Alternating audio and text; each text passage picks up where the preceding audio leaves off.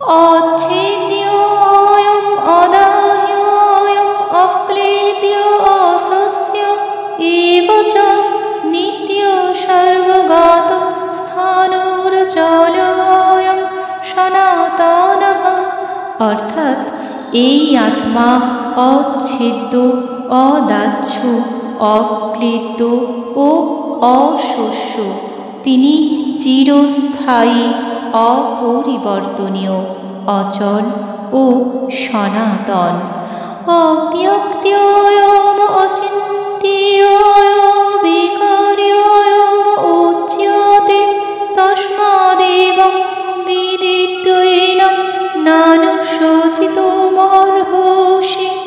অর্থাৎ এই আত্মা অব্যক্ত, অচিন্ত ও অবিকারী বলে শাস্ত্রে উল্লেখ করা হয়েছে। অতএব এই সনাতন স্বরূপ অবগত হয়ে দেহের জন্য তোমার শোক করা উচিত নয়।